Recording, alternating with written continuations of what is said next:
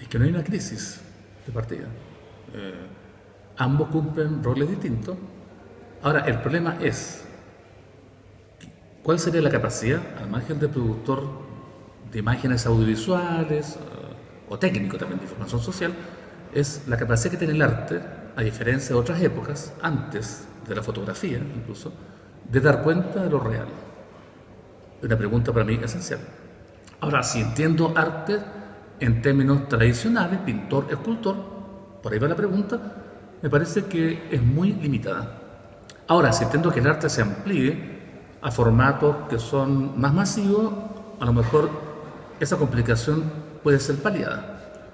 El tema sería la diferencia, por tanto, entre un artista visual que trabaje la visualidad frente a un técnico o un profesional de las mediaciones visuales que tendría una experticia mayor para dar cuenta de la realidad.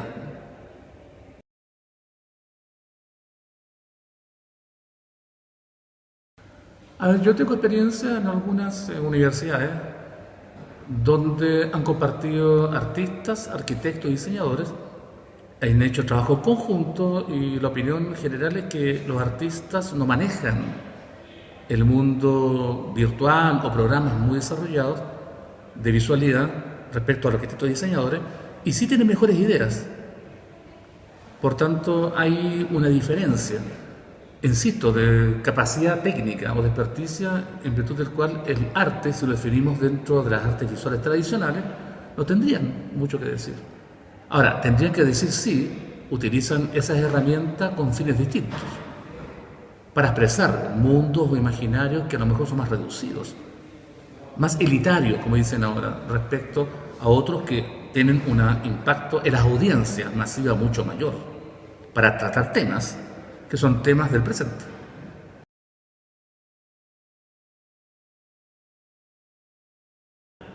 Es que depende, porque cuando uno pregunta a artistas, críticos, mujeres, hombres, pueblo originario, está suponiendo un ente homogéneo.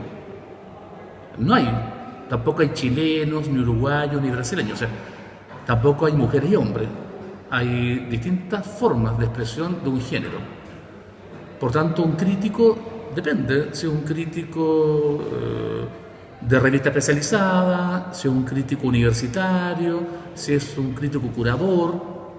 Para mí el crítico se define como alguien no solo que es capaz de manejar un mundo a nivel visual, también una persona que tiene una escritura.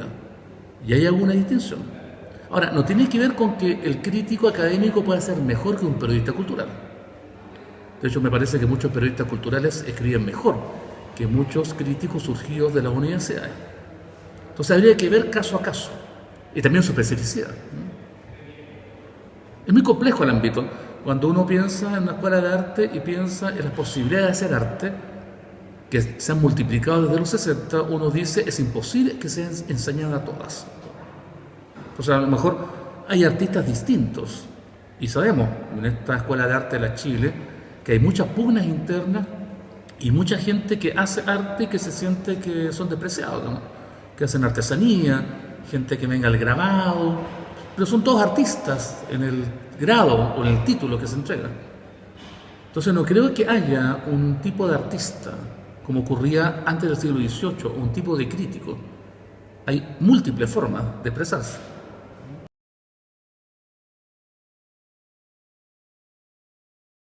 Es que no hay roles, por lo anterior. Piensa tú que hay artistas que hacen obras decimonónicas, hay artistas que hacen arte abstracto ensimismado, hay artistas que hacen arte político, contextual, hay artistas ONG, hay artistas militantes, artistas feministas. Bueno, hay un campo tan amplio de lo que es ser artista que uno no puede decir cuál sería el rol, a menos que uno opte a nivel ideológico. Yo podría decir que el rol del artista es hacer obras necesarias, no gratuitas, aunque la gratuidad puede ser parte, no necesario, hacer obras que tengan un mínimo coeficiente crítico, aunque sean conservadoras también, las hay, y también hacer algo que reúna la tradición del arte con la actualidad, o sea, que no sea amnésica, que no sea actualizante, como ocurre con muchos artistas actuales, y que tenga un espesor. Y la expresión no significa peso físico, significa también liviandad. Y eso es algo que puede tener desde un Picasso hasta un Duchamp, desde incluso un Jeff Koons hasta un Kiefer, al margen de la diferencia de formatos o de medios. Y uno también lee cuando ve obras de arte que hay un peso y una liviandad. Y por tanto, la primera percepción es visual. No me interesan las obras que tengo que leerlas y tengo que aprenderlas y investigarlas. No. La obra me impacta visualmente y yo empiezo a querer entenderlas y a estudiarlas. Y eso no tiene ni género, ni formato, ni temática, ni estilo.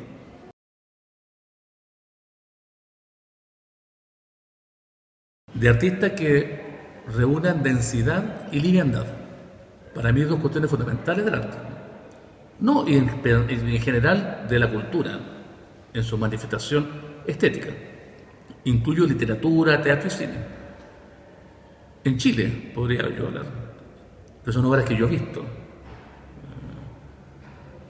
Algunas obras de Eugenio Dittborn, que uno siempre dice la obra de Eugenio Dittborn, o de Gonzalo Díaz, o de Bruñoli. Yo digo algunas obras, también de Duchamp o de Picasso, que me parecen a mí relevantes. Algunos textos de partes, no todos. Entonces, algunos textos míos, no todos. O sea, por tanto, uno puede hacer cosas malas para aprender, o como etapa previa para hacer cosas buenas. Usted que se olvida, muchas obras son necesarias porque son deficientes para hacer una gran obra. En este caso creo que Dittborn es un artista que cumple ese objetivo. Gonzalo Díaz, Balmes también, muchos, Bruñoli en un punto, y dentro de los más jóvenes yo diría, aunque es un artista muy, digamos, muy complejo porque no es muy querido en Chile, por muchas razones, Patrick Hamilton, porque representa al artista profesional, Sebastián Pris. Me faltan mujeres ya. Natalia Avarovich, fundamentalmente Natalia Avarovich. Y de Latinoamérica, muchos brasileños, son demasiados. En Argentina también son hartos. Cruz 10 me parece importante en Venezuela, por la integración que hace entre la pintura abstracta y el diseño arquitectónico y el diseño de objetos, y cómo unifica esa relación que en Chile es muy precaria. En Perú hay artistas importantes también hoy. Lo que pasa es que tampoco son artistas del sistema del arte, son artistas más bien paralelos mucho, que son los más interesantes. Claudio Correa también en un minuto en Chile.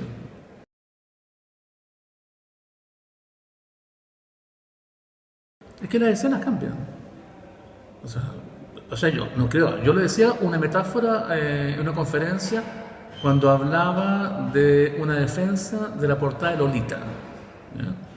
De la novela Nabokov. Que una portada, si mal no recuerdo, aparece una imagen de una película, donde aparece la niña con lentes negros chupando un helado. Imagen falsa. Eso molestó. En la última edición aparece ella siendo poseída o violada por un adulto cuarentón. Influencia de la feminista, se entiende ya. Entonces, yo defendía a Lolita en su esencia, que es una ninfula, que viene de la mitología antigua y que lleva a la perdición a un galán otoñal, ¿no? Y es precoz, y eso existe, porque hay muchas formas de ver la sexualidad. Entonces, me decían, no, eso es aberrante porque una persona adulta, más consciente, no puede enamorarse de una niñita de 13 años. Yo le decía, mira, la gente no evoluciona necesariamente a nivel de conciencia. Uno puede tener elementos de regresión o ser mucho más imbécil y más perverso. Por tanto, eso es la vida. Entonces, no creo que las generaciones vayan cambiando, vayan evolucionando necesariamente, o vayan creciendo. Van avanzando y van retrocediendo también. Y se van conectando cosas actuales con cosas del pasado. Como decía Hal Foster, la historia es embrollada. Uno, mientras está descubriendo el pasado, anticipa el futuro.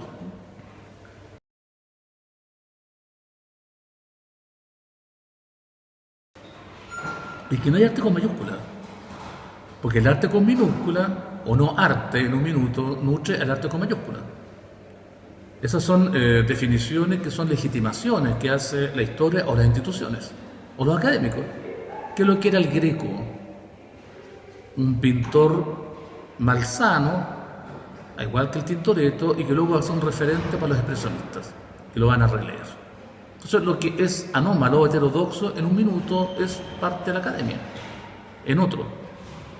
¿Qué es lo que era Goya al final? De hecho, el manierismo en el siglo XVI defiende lo que es heterodoxo, escapa a las reglas. Piensa Parmigianino, piensa el Bosco, piensa Arcimboldo, que bajo la perspectiva académica neoclásica son aberraciones visuales. El mismo gótico, el rococó, el barroco, y luego entran a la historia del arte y son reconocidos como tal. Entonces, entrar al gran arte no es que las obras entran porque cambian los criterios. Picasso abrió las puertas del arte africano, que tampoco era arte. El arte egipcio no era arte. Arte empieza, entiendo, con el Renacimiento, aunque la palabra existía en otro contexto. Y ahí se abre Europa a otros contextos visuales, diría yo, o expresivos, y el arte, entre comillas, o con mayúsculas, se nutre. Entonces sería ese tipo de arte una construcción europea. Ahora, ¿qué ocurre con Estados Unidos en el siglo XX con la cultura de masas? ¿Que ingresa al arte o no? ¿O Warhol es un artista porque está en un contexto con la cultura de masas, que es Norteamérica?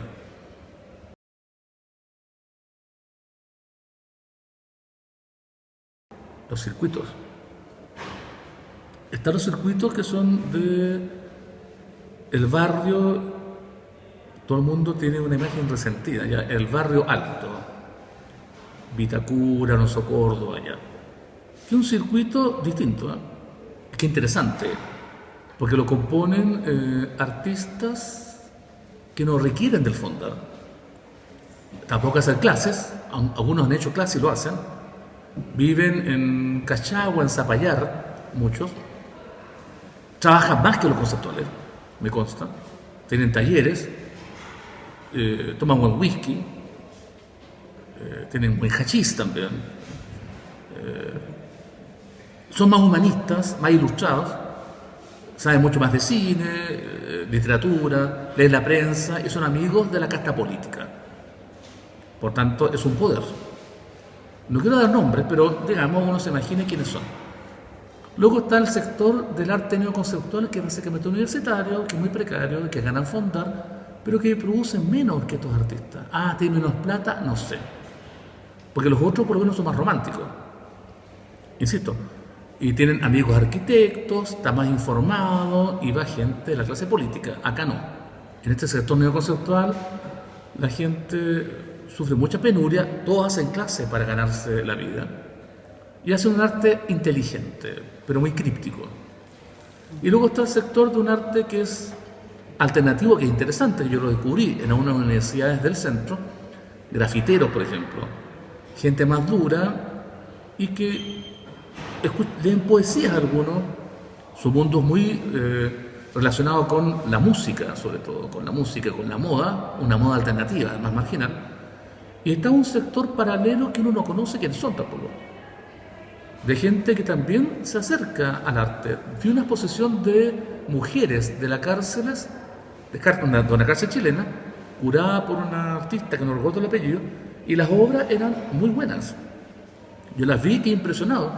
Eran muchos tejidos, algunos tejidos que yo he visto como herramienta en el arte neoconceptual me parecieron mucho más honestas.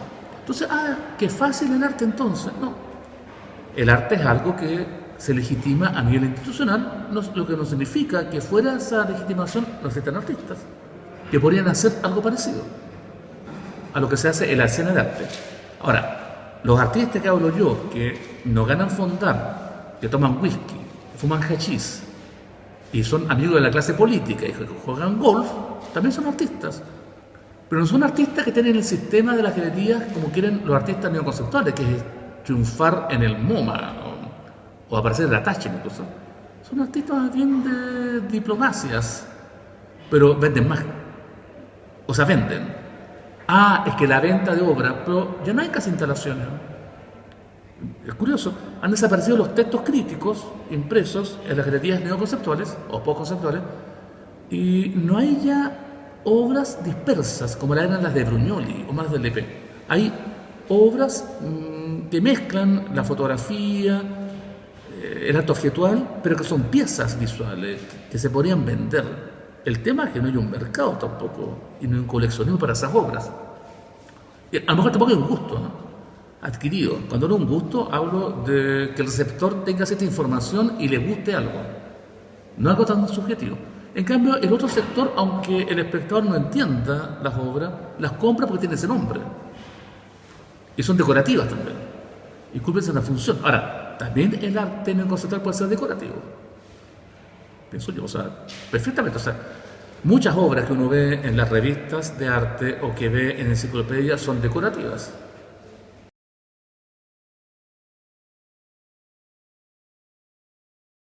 Es que la Chile no existe, nuevamente, en el sentido que no existe una entidad homogénea. Tiene diferentes carreras, entonces es distinto un estudiante de ingeniería a uno de arte o de ciencia. Y eso es la riqueza de la Chile. Y por tanto sus facultades o su escuela también son heterogéneas. En cambio las universidades privadas definen un perfil más acotado. En la Chile es bueno que haya un perfil. O sea, yo defiendo que hayan talleres de artes visuales más avanzados, que hayan talleres más conservadores, que hayan técnicas artesanales. Por tanto, la pregunta es, ¿de qué técnica o de qué área estamos hablando? Ahora, es importante que se crucen. Yo he visto obras que vienen de orfebrería más interesantes que las que vienen de los talleres centrales, por ejemplo, o de pintura. Y tengo alumnos que escriben mejor en telar y en orfebrería. No sé si tener existe todavía o no. ¿Sí? O sea, de ayer, una alumna, una un 6,5, era de ayer. Y me decía que se sentían un poco miradas en menos por los talleres centrales de Gonzalo Díaz, de Brugnoli. Está bien. Entonces depende cuál sería el área específica y qué se está enseñando en esa área. Pero al final, si uno ve la producción más al borde, pienso orfebrería. Yo conocí a una joyera que hacía obras de arte desde la joyería. Que eran joyas y arte a la vez. Eso hacía Cellini en el siglo XVI, justamente. Benvenuto, que era orfebre, hacía joyas que eran esculturas y escultura como se ofrecen joyas. Entonces, ¿cuál es? A lo mejor esas áreas que uno puede despreciar, incluso la fotografía fue despreciada, pueden ser más densas, más interesantes que las áreas donde se desarrolla un arte más crítico, más inteligente. Entonces no hay un grupo de profesores, o sea, no, son tantos los profesores y tantas las ideas que al final el alumno tiene que ser inteligente también y despierto para decir qué buena que existe esta variedad. Yo opto. Alguien podría decir, me cargan, y eso sucede, los teóricos del arte. Yo lo escuchaba, sobre todo de escultura, más tradicional. Me cargan los teóricos del arte. Qué bueno que lo escuche un alumno.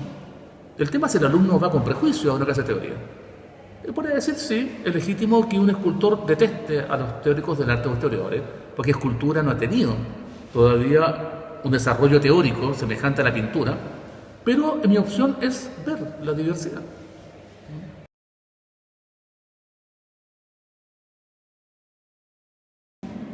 Ahora, es una escuela que tiene un puntaje. A mí me han dicho, o sea, ¿qué importa? Importa. O sea, antiguamente la prueba de aptitud, para mí era prueba de actitud.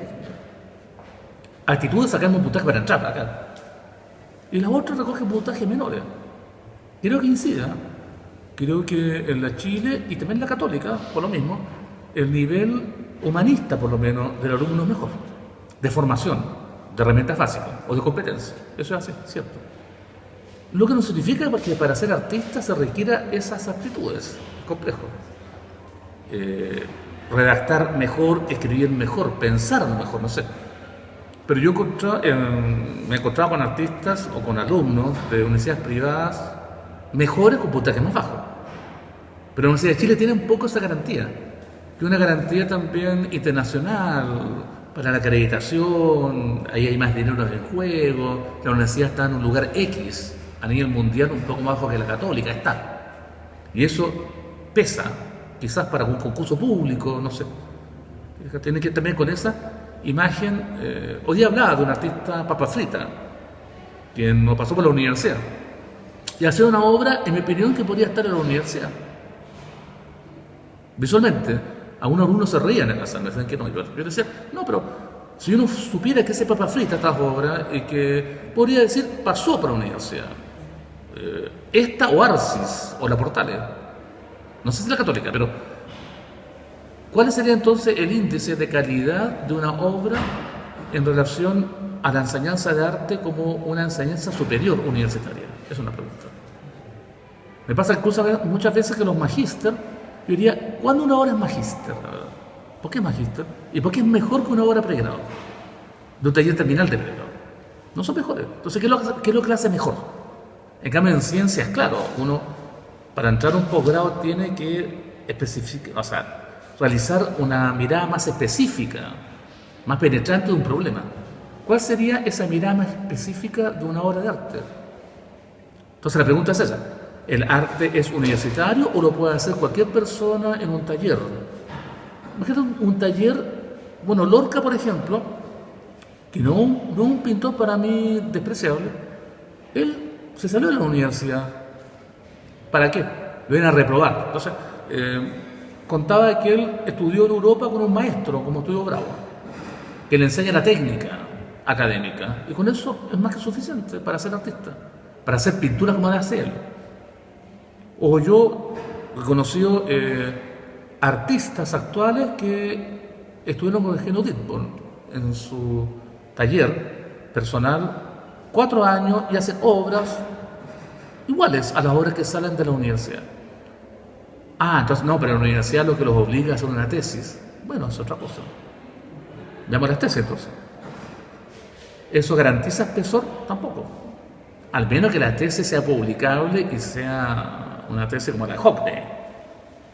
A eso me refiero, que hay una variedad. Entonces, yo no sé si ser artista signifique ir a la universidad. Uno va a la universidad a conversar también, a discutir, a ver criterios. Eso sí, más que aprender técnicas. Salvo que sean en talleres muy técnicos, pero uno va a eso. En cambio, uno no podría ser médico si no va a la universidad. A menos que fuera millonario y tuviese una clínica con un padre médico desde los 5 años que te enseñe todo. No. Tiene que estar ahí. Por eso ellos no hacen paro. En ingeniería y clase ahí no hay paro. Porque esas materias no se pueden reemplazar. En cambio, acá se pueden reemplazar. Hacen un paro muchas carreras humanistas, arte, porque no significa nada perder 2 meses. Además, tú podrías aprenderlo por afuera, ya, pero una escuela como ingeniería o medicina, no te puedes tener un cadáver en tu casa, no. Sin esa experiencia no puedes, ¿no? Entonces, cambia. Entonces, ¿cuál es la necesidad de que el arte sea enseñado si no es por vocación del artista que va, porque quiere? Lo otro es la gente que estudia arte y que, como no es necesario estar ahí, no van. Entonces, no tienen vocación. La vocación te obliga. No siendo obligante. Tú no puedes aprobar ingeniería, entiendo, en ramos esenciales si no vas a todas las clases. A menos que tengas certificado médico, porque esas clases son importantes, al final se caga un puente o dejas el bisturí dentro del cuerpo. Arte no tiene esa responsabilidad social, no hay puentes y no hay cadáveres, no hay pacientes. Entonces es distinta la función social. Entonces uno podría también aprenderlo solo, invitándolo a un taller, me imagino, a personas que sepan de arte y conversar.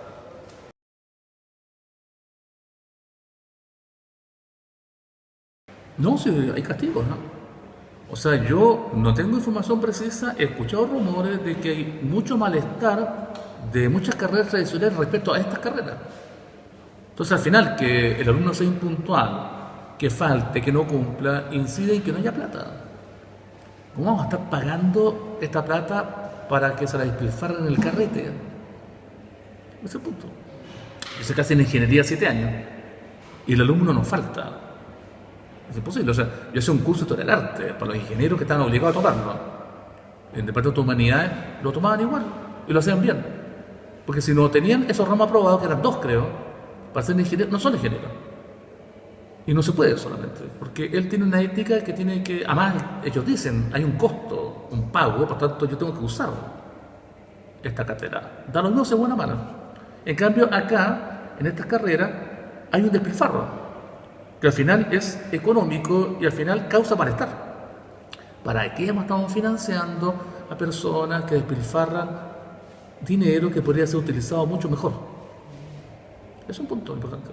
Entonces, es más, yo creo que el lugar donde el alumno no deberá faltar nunca y deberá estar más horas es arte, literatura, porque uno aprende muy poco. Por tanto, lo poco que uno va a aprender, vale. Aprovechar lo poco que hay. Y me acuerdo, en los años 80, los pintores, sobre todo, la época de Bororo, Benmayor, competían en los talleres y se quedaban hasta las 12 de la noche pintando. Carreteaban, pero también pintaban todo el día y producían mucho. Ahora, a las 6 esto está desierto. Pero en esa época, me acuerdo, de dictadura, uno en el taller estaba la música, estaba el carrete y había mucha producción. Jorge Tacla, por ejemplo, Natalia Barwich, había vida. En cambio, en ingeniería me han dicho que es tan seductor Bochev que hay que echarlo los alumnos, los guardias, porque hay partidos de fútbol, hay conferencias, hay cine, hay actividades, es un campus vivo. Y las clases empiezan a las 8:30, y yo llegaba a las 8 y el casino lleno. En cambio, en otros lugares el casino a las 9:30 está desierto, las salas no están ocupadas, hay una pérdida de espacio, que es así. Al final, ¿por qué financiamos esto? Esa es la pregunta. ¿Cuál es el rendimiento? Si nos ocupa, la gente falta. Entonces, es un punto importante, ¿no? Pero eso en general, en las carreras humanistas de todas las universidades. Salvo en la católica quizá, por un problema distinto. Que no sé, algo pasa con la gente con más recursos económicos, que es más autoexigente en esos aspectos formales. Y eso es, en un punto, no es que sea peligroso, me pongo un poco marxista ya, es una competencia. Terminan perdiendo las clases más desposeídas, que les cuesta más, con menos recursos. Y digo, lo fondario en general, la producción actual, para definir el campo, es que las obras actuales están suponiendo mucho recurso material. Y la Finisterra, yo he ido a correcciones en la Católica y el costo de la producción de obra es mucho mayor que acá. Por tanto, aparece mucho más cercana a una revista internacional. Y el padre las puede financiar. Un alumno que rompe este vidrio y atraviesa un tubo de neón, y luego lo desarma y lo recubre. Eso es costoso, entonces tú vas a los exámenes y dices, wow, mira la cantidad de producción, parece el arte inglés o norteamericano. Entonces es un problema también de efecto, en el sentido que las obras aparecen mucho más trabajadas, más desarrolladas, más imponentes, y es recurso económico, materia prima. Entonces un artista con menos recursos tendría que ser más riguroso para intentar acceder a esa producción o intentar paliarla con obras más densas desde materiales más precarios. Y eso es un costo de concentración también, de esfuerzo. No es gratuito. Entonces está sucediendo mucho que la diferencia entre las escuelas de arte tiene que ver con un factor económico, de capacidad de invertir en la obra. Entonces ya hay obras que se acercan a Alfredo Harr en esa escuela. 40 televisores colocados con 2 videos, el piso quebrado con performance deslumbrante, y acá uno ve trabajo precario y poca producción. Poca producción, aunque sea por error, que sirve para competir con esos espacios.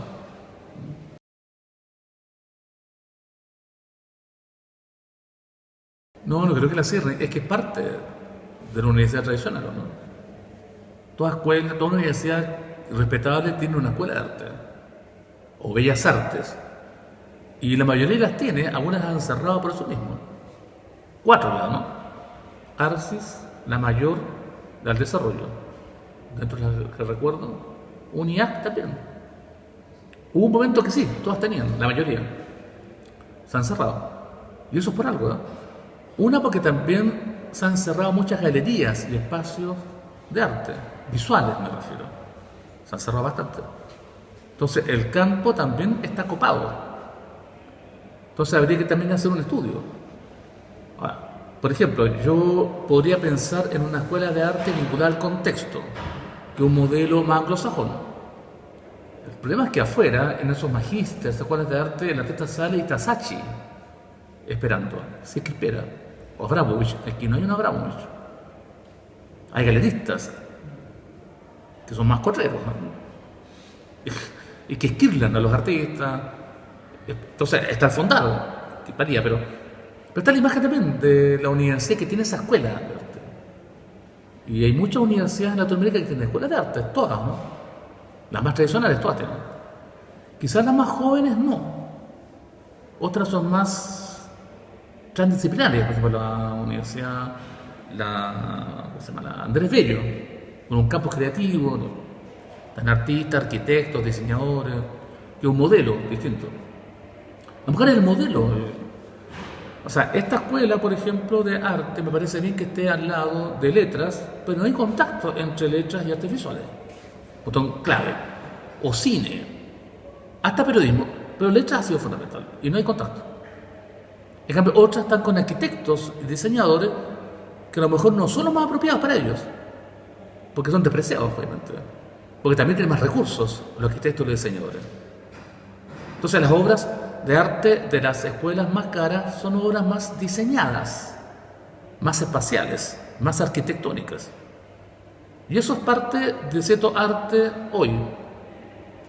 ¿Te fijas, no? Entonces, uno dice, a lo mejor la potencia de una escuela más pobre es el campo literario, que está a 100 metros y no veo contacto. En cambio, una escuela más rica está más preocupada de la relación con los diseñadores y arquitectos o gente de cine para hacer obras más cercanas al Alfredo Jara. Entonces depende también del perfil. Yo lo comentaba acá, para mí el perfil del artista de la Chile debería ser una relación con cine, la escuela de cine que está al lado, una relación incluso con periodismo, una escuela tradicional y con letras. Y la otra no, la otra a lo mejor con diseño y arquitectura. O sea, producir un artista que se maneje en ese ámbito y que tenga ese público, que es su público y su clase social. Y ahí tendríamos una identidad. Pero la Universidad de Chile no tiene esa identidad, me refiero a la Escuela de Arte en específico. No tiene esa identidad que la desmarque en el contexto. Debiera ser un artista que se vincule, como se hacía antes con Enrique Lin, con Mecano Parra, con letras de Mel Altit o los más jóvenes, y tuviera ese sello de una obra visual más precaria, pero mucho más poética. Y la otra no, la otra es una obra no precaria, bien producida, en relaciones con carreras que son carreras de éxito, en un punto.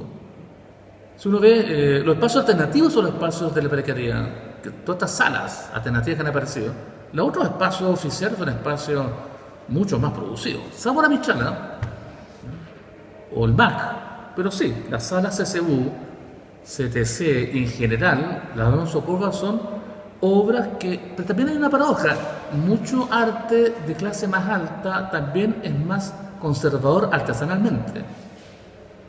Hay un cierto gusto por artesanía, lo que yo llamo arte mazapán. Eso va a ser complicado, pero que un gusto más conservador por lo artesanal, por lo naif. Es uno. Hablo de los jóvenes de las escuelas de arte más actuales, que quieren ser Temen Hirts. El tema de la literatura no tiene que ver con que las obras sean mezcla entre visual y literatura, es una formación más integral. O sea, te digo, los pintores reventados de los 80 que la escena avanzada acusó incluso de analfabetos en algunos textos, y yo los conocí, yo carreteaba con ellos, en el taller estaban los textos de Rambo, la música de los dos. No era gente carente de ilustración, digo, Bororo, Benmayor, Tacla. Eran más románticos de la Chile, poco conceptuales, como la escena que estaba fluyendo, pero eran personas ilustradas en un punto. Les gustaba mucho el cine, insisto, y la poesía era importante. Allen Ginsberg, Enrique Lin para ellos, la música, bueno, Bob Dylan, los dos. Es una, más que mezclar las áreas, es una apertura mental que te dan las letras. No para vincularlas directamente, sino una apertura. Las letras son que no la tienen esas escuelas mucho más enfocadas al diseño y a la arquitectura, cuya vocación está más dada por el discurso actual de lo urbanístico, por ejemplo, que le interesa. No, hay posgrados para arquitectos y artistas, o sea, está de moda, por ejemplo, el arte urbano, arquitectos, diseñadores, artistas, esos temas, los nuevos medios ya. Pero ese artista que yo imagino más postromántico no significa que aplique mecánicamente lo literario, sino que eso le abre la mente y puede aplicar otras cosas.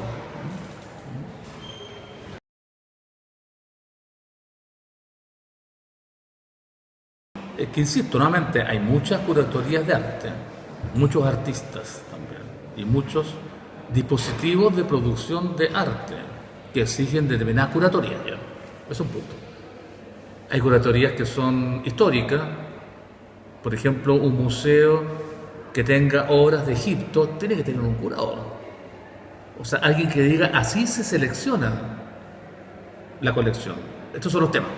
Lo otro es que ese curador va a recibir la visita de un curador que quiere el arte contemporáneo en relación con Egipto y meter el cubismo. Y va a haber quizás dos curadores, o uno, que le va a pedir obras en su colección y va a hacer una presentación en el museo. Eso sería un registro. Y ese curador va a ser un autor, va a ser un guión. O sea, no es imposible que yo pueda mostrarles al público una lectura de esa colección. O sea, ¿cómo lo hago? ¿Quién lo hace? Es un curador, para mí. El otro es un curador, diría, ideológico, no que sea de ideologías políticas, sino que tenga ideas ya escritas. Para mí es más respetable. Catherine David, por ejemplo. Rosenberg, hasta Bonito Oliva. Y que cuando uno va a ver la selección de las obras diga, no solo he visto obras, también he visto la cabeza de este curador y no estoy de acuerdo con lo que dijo antes, por ejemplo. Imagino yo una curatoría en Nelly Richard de arte naif. Oye, qué complicado, hay que verla, interesante, porque Nelly Richard defendió el arte del cuerpo. Ahí me refiero, o sea, aunque eso sea ilusorio. Y hay otros curadores que son los más actuales, que son más bien productores y gestores. Y el otro, el curador notario. El tipo que pone la firma. Para mí es despreciable. O sea, en el sentido que muchas muestras de incluso artistas individuales no tienen por qué ser curadas. Creo yo. No necesitan, la puede hacer el artista. Pero aparece, el artista cree que el curador le va a dar lugar. Además hay negocios paralelos, supongo. El curador es director de una escuela de arte, el curador tiene por acá, por allá, gana un dinero y le conviene aparecer. Entonces el curador hace un texto en el muro. Eso en Chile está plagado, ¿eh? Y firman.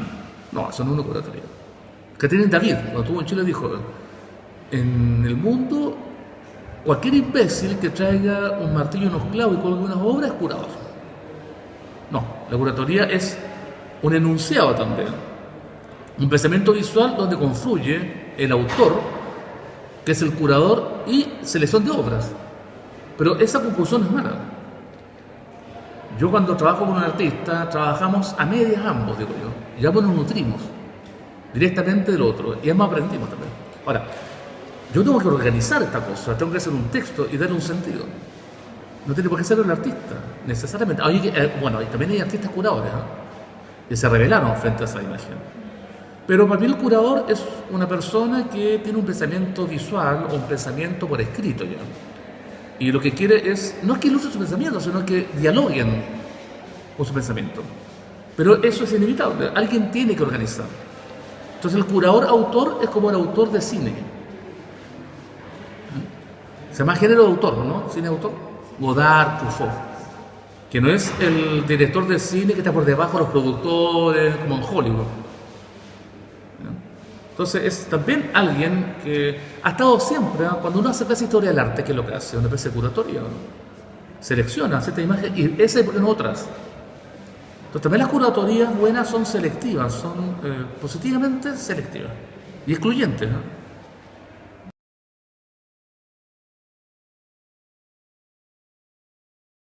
Es que jóvenes, ¿cuáles son los jóvenes?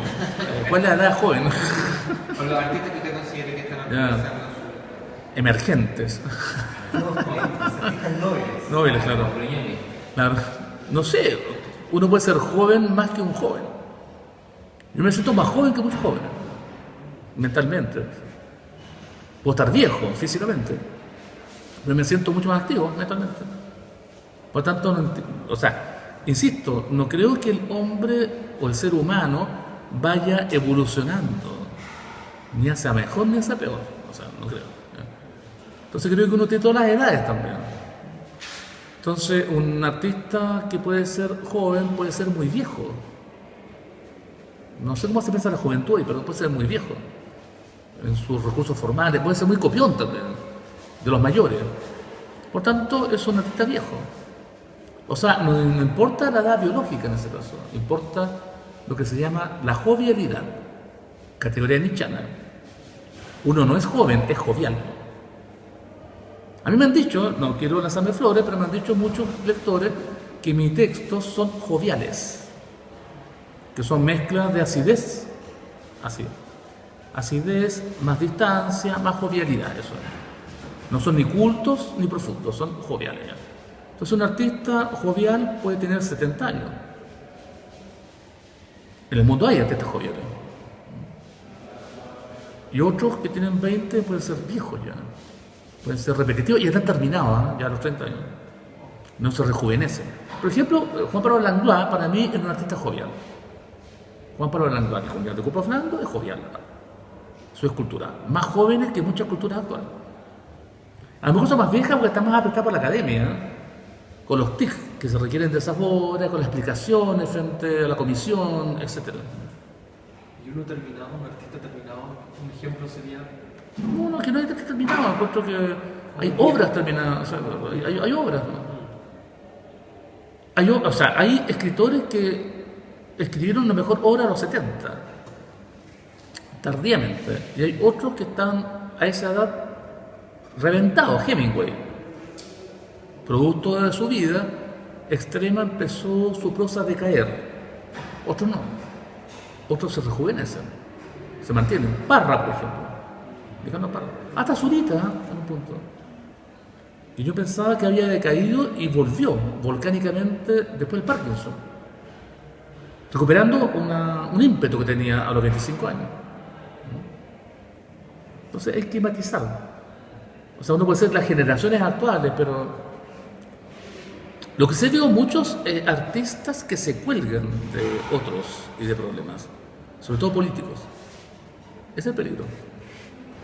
De políticas contingentes, artistas que están pensando ser invitados a las bienales porque las bienales quieren temas que tienen que ver con una cierta mirada contingente de la política, que están en la agenda de los partidos políticos, que son los temas correctos a nivel político. El tema de los pueblos originarios, el tema de la diversidad de género, el tema del feminismo, bla, bla. Y que van a ser obras para trabajar esos problemas, trabajan esos problemas. Pero un problema es algo que te aqueja, ¿no? Que es necesario. No sería problema. Un problema te aqueja y lo quieres resolver, pero no veo eso tampoco. Y escucho también como si toda la gente hablara igual.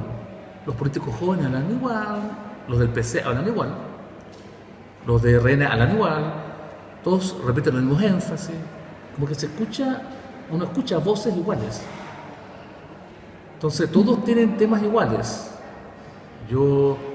Mi obra tiene que ver con la reivindicación del pueblo mapuche, yo trabajo los temas de los trans, de género, y quieren ir al parlamento, y toda una cosa también, que no pasa por el arte necesariamente, que es una mediación visual entre el sujeto, el problema y el contexto.